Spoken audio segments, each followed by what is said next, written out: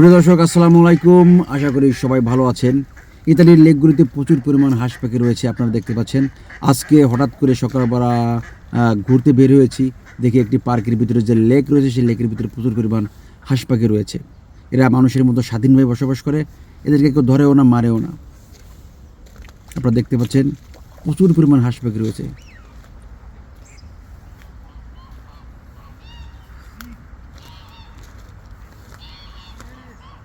এই লেকের ভিতরে বেশ কিছু গাছ রয়েছে এবং আইল্যান্ড রয়েছে।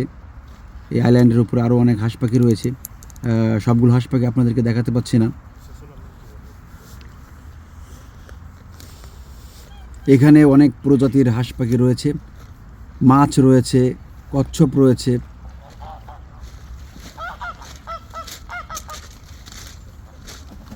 লেকটি ঘুরে দেখাতে বেশ সময় লাগবে আপনাদের।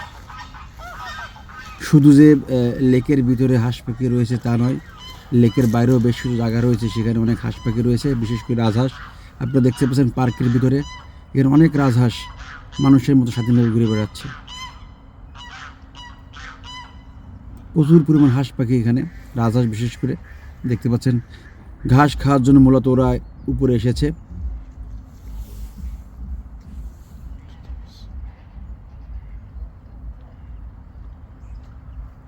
আরও অনেক দূরে অনেক হাঁস পাখি রয়েছে।